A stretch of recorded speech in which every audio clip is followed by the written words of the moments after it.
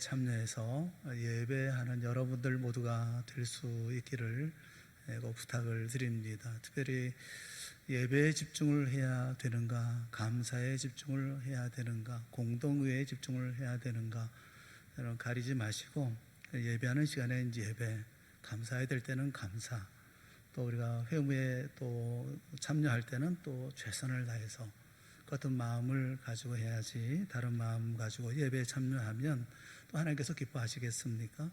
오늘 본문에 있는 말씀에 우리가 집중해서 말씀을 대하면 좋겠어요.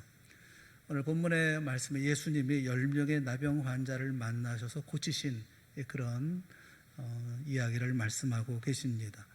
나병이라고 하는 것은 잠복기가 굉장히 길다고 그래요. 2년에서 40년까지가 잠복기라고 그럽니다. 그러니까 언제 이 병에 걸린지도 모르게 걸려서 서서히 죽어가는 그런 참 비참한 그런 병이죠. 손발이 떨어지고 코가 주저앉고 뼈와 근육과 안구 이런 다양한 장기에 침투해서 고통을 주는 그런 병입니다. 마지막에는 비참하게 죽어가는 그런 병이 나병인데, 예수님 당시에 이것은 물론 난치병이었고 또 심각한 전염병이기도 했습니다. 그래서 이 병에 걸렸다고 하면 격리가 될 수밖에 없죠. 가정에서 격리가 되고 또 사회에서도 버림을 받습니다. 물론 성전에도 들어갈 수가 없습니다. 자기들끼리 모여서 한적한 곳이나 동굴 같은 데서나 어디 골짜기 같은 데 모여 살면 지나가던 사람들이 불쌍히 여겨서 얼마의 식량을 보내주면 그걸 먹고 살고, 또 식량이 부족해지면 떼를 지어서 동리로 돌아다니면서 동리 안에 들어갈 수 없으니 먼 곳에서 소리를 지르면서 겨우겨우 얻어먹고 사는 그런 집단이었습니다. 오늘 본문 말씀에도 보면 이 나병 환자가 10명이 모여 있었다, 이렇게 말씀하고 있죠. 이렇게 불쌍한 사람들이 함께 모여 소리를 높여 부르짖고 있었다 말씀합니다. 그런데 이렇게 고통 가운데 저주받았다고 자타가 공인하는 인정하는 불쌍한 사람들을 예수님께서 지나가시다가 보시고 긍휼히 여기셔서 이 병을 고쳐주셨다는 것입니다. 저는 이 말씀을 보면 지난 우리들의 모습이 생각이 납니다. 지하 교육관에 모여서 온 힘을 다해서 부르짖던 우리들이 생각이 납니다. 12절 13절 말씀에 보면 한 마을에 들어가시니 나병 환자 10명이 예수를 만나 멀리 서서 소리를 높여 이르되 예수 선생님이여 우리를 불쌍히 여기소서 하거늘. 예수님이 철산동에 들어가시니 동산교회 성도들이 예수를 만나 멀리 서서 소리를 높여 이르되 예수 선생님이여 우리를 불쌍히 여기소서 하거늘. 정말 온 힘을 다해서 눈물을 펑펑 쏟으면서 목이 쉬어라 부르짖었던 그 날들이 생각이 납니다. 오늘 보면 아주 중요한 말씀이 나오죠. 예수님이 보시고 이르시되 가서 제사장들에게 너희 몸을 보이라 말씀을 하십니다. 아마도 멀리 서서 외치고 있는 그들을 향해서 예수님도 아마 큰 소리로 외치셨을 거예요. 가서 제사장들에게 너희 몸을 보여라, 아마 이렇게 크게 외치셨을 것입니다. 제사장은 당시에 의사죠. 그래서 묻은 병이 나았는지 아직 묻은 병이 남아있는지 그 제사장이 판단을 했습니다. 그리고 너는 나았다, 이 제사장이 인정을 하면 그때 집으로 돌아갈 수가 있는 것이죠. 그런데 아직 낫지도 나은 것이 아닙니다. 안수하신 것도 아니었고 내 병이 낫다 말씀하신 것도 아니고 또 깨끗해진 것도 아닙니다. 그저 제사장에게 내 몸을 보이라 라는 이 예수의 말씀을 듣고 가야 하는 겁니까? 말아야 하는 것입니까? 이 말을 믿어야 하는 겁니까? 믿지 말아야 하는 것입니까? 그런데 이 사람들이 그래도 이만큼의 믿음이 있었고 또 이만큼의 순종이 있었던 것 같습니다. 그래서 제사장에게 보이려고 길을 가다가 가는 중에 보니까 나았더라 라는 거죠. 얼마나 희한한 일입니까? 얼마나 감사한 일입니까? 바로 그 순간에 사마리아 사람 하나는 발길을 돌려서 예수님께로 와서 발 앞에 꿇어 엎드리고 살해했다라는 이야기죠. 그리고 나머지 9은 어디론가 가버렸다, 그런 이야기예요. 오늘 평안한 날을 살아가는 우리들은 뼈에 사무치는 감사로 살아갑니까?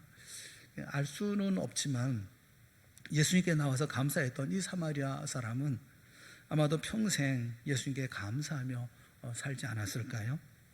웬만한 일을 만나도 또 힘들고 어렵고 고통스러운 일을 만난다 하더라도 예전에 나병에 걸렸을 때를 생각하면 그냥 웃고 지나가지 않았을까요? 그래도 이게 어딘데 하면서 말이죠.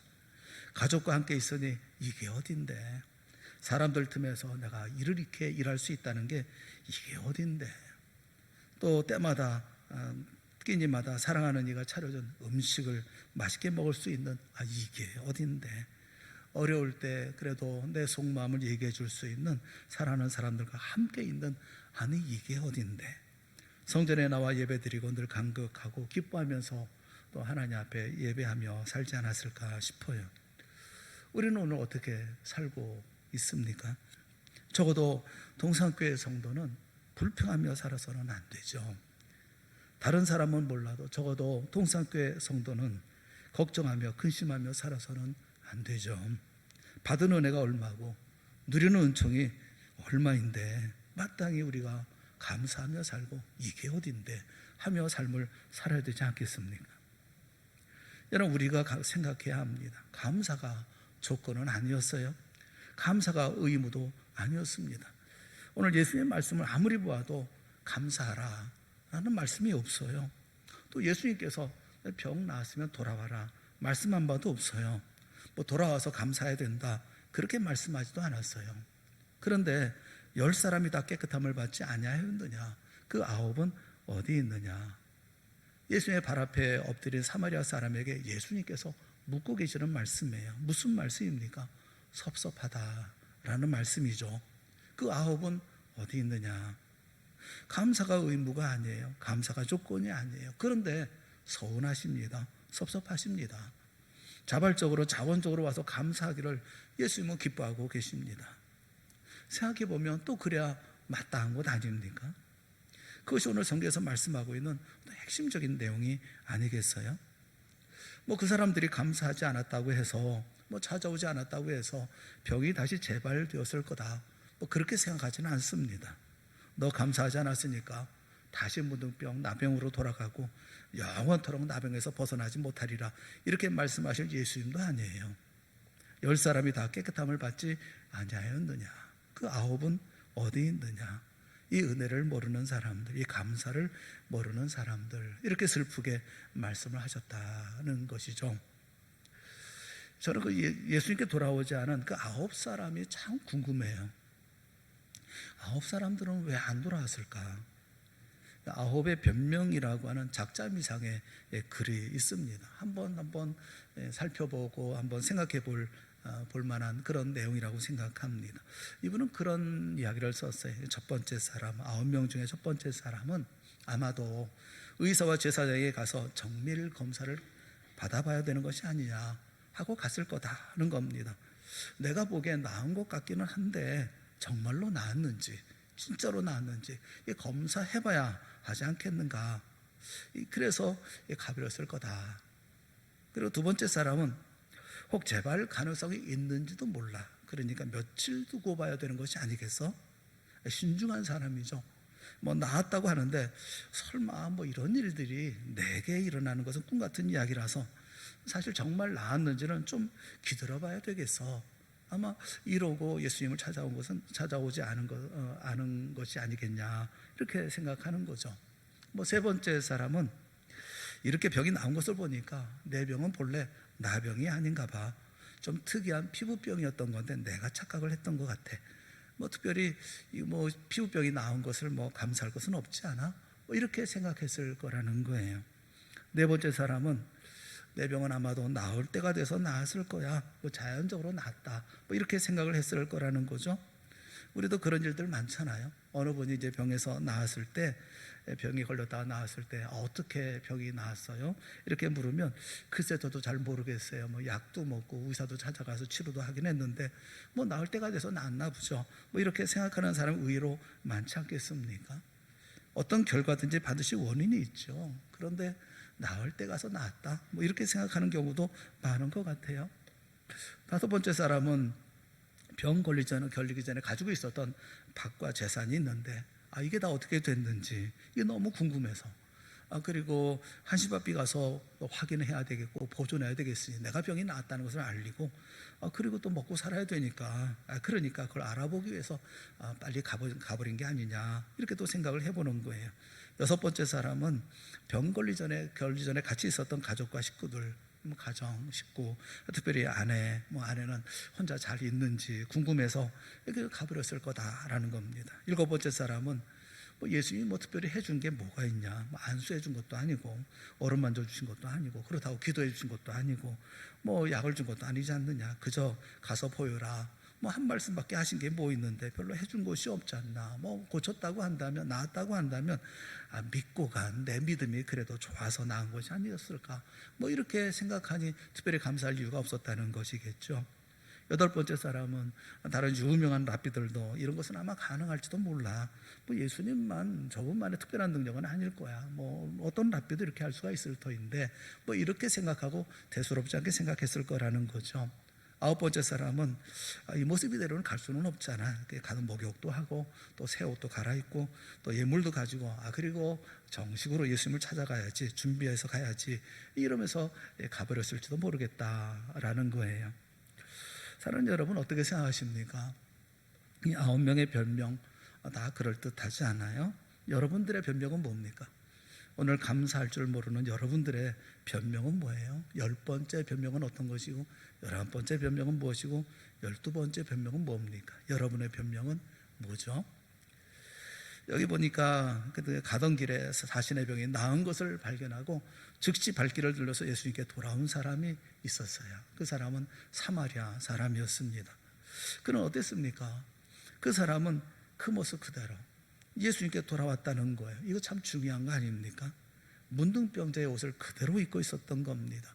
그 더러워진 거, 그렇게 살았던 그 모든 삶의 모습 그대로 붕대 감고 있었던 거, 그 너절한 그대로, 그 모습 그대로 그거라도 어떠냐 이렇게 왔다는 거죠. 예수님이 우리를 불쌍히 여겨주시고 사랑해 주셨는데 지금 가야지, 지금 이 뜨거운 감사하는 마음이 있을 때 내가 주님 앞에 가서 감사를 말씀을 드려야지. 이 모습 이대로면 어때? 예수님 앞에 나왔다는 거죠. 아주 오직 감사한 마음만 가지고 예수님께 살아가게 되었다, 그 말입니다. 여러분, 이게 중요하잖아요. 이 한 사람은 우선 감사했다는 겁니다. 무엇보다 최우선적으로 감사했다는 거예요. 그리고 즉시로 감사했다는 거예요. 예수님이 언제 감사를 조건으로 말씀하셨습니까? 그렇지만 은혜로 알고 이 은혜에 감복하고 이 은혜를 깨닫고 이 은혜를 받아들이면서 감사하는 거예요. 그냥 너무너무 감사한 거예요. 의무적인 감사도 아닙니다. 자발적으로 자원하면서 추한 모습 그대로지만 그러나 그 모습을 가지고 감사했다는 거예요. 그 모습을 보시고 주님은 기뻐하셨다는 것입니다. 토레이라고 하는 목사님이 쓰신 책에 그런 얘기가 있어요. 미시간주에 풍랑이 일어나서 배 한 척이 파손이 되었는데 그때 한 수영 선수가 목숨을 걸고 뛰어들어가서 무려 23명이나 구조를 했다고 합니다. 그것이 신문에 크게 났었다고 그래요. 많은 시간이 지난 후에 도레이 목사님이 설교하면서 설교 중에 예를 들어서 설명하면서 미시간호에 오래전에 있었던 이야기인데 청년 하나가 23명의 목숨을 건진 그런 일이 있었다라고 하면서 설교를 했다는 겁니다. 설교한 후에 한 노인이 찾아와서 목사님한테 인사를 하더라는 거예요. 누구십니까? 그랬더니 제가 목사님 말씀하셨던 바로 그 청년이 바로 저입니다, 이렇게 말씀을 하시더라는 거예요. 시간이 많이 지나갔으니까 너무 반갑잖아요. 자기가 얘기했던 그 얘기의 그 주인공이 이 설교를 듣고 있었으니 얼마나 감사한 일입니까? 같이 앉아서 차를 마시면서 반갑게 이야기를 나누다가 도레이 목사님이 그렇게 물었대요. 당신이 그때 겪었던 일 중에서 가장 인상 깊었던 일은 무엇입니까? 인상 깊은 일은 무엇입니까? 라고 물었대요. 그랬더니 이 노인이 그렇게 말하더랍니다. 제일 인상 깊었던 것은 한 사람도 고맙다는 말을 한 일이 없다는 것입니다. 크리스마스 카드 한 장도 온 일이 없습니다. 그게 가장 인상 깊었던 것이다 라고 얘기를 하더라는 거예요. 여러분, 감사라고 하는 것은요, 그 시간 감사하지 않으면 감사 못하게 됩니다. 잠깐만 시간이 지나도 감사하기가 어렵습니다. 오늘 본문의 이 9사람의 변명처럼 말이죠. 그 시간이 지나가면 감사하지 못할 변명만 자꾸 떠오르는 거죠. 자신을 정당할 만한 이유들만 자꾸 떠오르는 거죠. 그 시간에 감사하지 못하면 영영 못하는 거예요. 나중에 9명이 돌아왔다는 말씀 없잖아요. 저는 세상에서 가장 불쌍한 사람, 불행한 사람이 누구냐? 그건 듣지 못하는 사람일 거다는 생각이 들어요. 마음의 소리를 듣지 못하는 사람, 친구의 충고가 들리지 않는 사람, 사랑하는 사람의 소리가 들리지 않는 사람, 특히 하나님의 말씀, 성령의 음성이 들리지 않는 사람, 이보다 더 불행한 사람은 없을 거다, 그런 생각이 들어요. 아무것도 들리지 않아요. 남는 것은 자기 고집밖에는 남지 않아요. 아집에 사로잡혀서 내가 보고 싶은 것만 보고, 내가 듣고 싶은 것만 듣고, 내가 생각하고 싶은 것만 생각하고, 그리고 그런 내 생각에 같이 합류하는 사람들과 동행하고, 이들에게도 그런 사람이 9명이나 있었지 않습니까? 여러분, 신학적으로 말하면 하나님의 말씀이 들리지 않는다, 그것은 하나님의 현재적 심판을 받고 있다는 것을 의미하는 겁니다. 하나님의 긍휼하심이 있죠. 하나님의 자비로우심이 있습니다. 하나님의 오래 참으심이 있어요. 그런데 하나님의 말씀을 거역합니다. 듣지 않습니다. 이렇게 듣지 않다 보면 어느 순간 더 이상 하나님의 말씀이 들려오지 않는 순간이 와요. 이것을 성경은 듣지 못하게 했다, 그렇게 말씀하고요, 마음을 강팍하게 했다, 그렇게 말씀해요. 심판이 임한 거예요. 저는 가끔 보면 그런 생각이 들어요. 왜 듣지 않을까? 왜 말씀을 듣지 않을까? 이런 경우 어떤 한계를 넘어서면 그때는 어떻게 할 방법이 없어요. 하나님이 심판하시는 거죠. 들리지 않으니까, 듣질 못하니까. 하나님의 심판의 손길이 벌써 와 있는 거예요. 안 들리는 거예요. 그래서 안 들리니 깨달음이 없는 거예요. 여러분, 그런 전화 받아보신 적이 있어요? 목사님, 제가 방귀가 나왔어요. 그런 전화 받아보신 적이 있어요? 저는 있어요. 병원에 신방을 갔는데 젊은 여집사님이 제게 간절하게 기도를 부탁을 하는 겁니다. 여집사님 부탁하면서, 목사님, 가스가 나오도록 기도해 주세요, 그렇게 부탁을 해요. 쉽지 않은 부탁 아닙니까? 젊은 여집사님이 부끄럽고 창피하잖아요. 가스 나오게 해달라고 부탁하는 거. 부탁받는 저도 민망하기 짝이 없지 않습니까? 그런데 수술하고 가스가 안 나오네, 애가 타는 거예요. 만약 가스가 나오지 않으면 재수술을 받아야 한다는 겁니다. 얼마나 간절하면, 얼마나 안타까우면 그런 기도를 부탁하겠어요. 초조하게 기다리는 겁니다. 그래서 기도할 때 저도 그렇게 기도했죠. 하나님, 이 집사님 사랑하셔서 이 가스가 빨리 나오게 해주세요. 방귀 끼게 해주세요. 그렇게 기도하는 거잖아요. 어떻게 기도하겠어요? 그런데 그렇게 기도하고 돌아왔는데 얼마 있다가 전화가 왔어요. 목사님, 가스가 나왔어요. 감사해요. 여러분, 누가 집에서 방귀 끼고 저한테 전화하면서 감사하다 할 분이 누가 있겠어요? 그런데 깨달음이죠. 깨달음이 감사하게 하는 것이죠. 어려운 가운데 있을 때 하나님의 은혜로 이 가스가 나왔다는 이게 얘기하고 싶고, 간증하고 싶고, 말씀드리고 싶고, 목사님, 제가 가스가 나왔어요. 너무 감사해요. 이렇게 전화를 하는 거죠.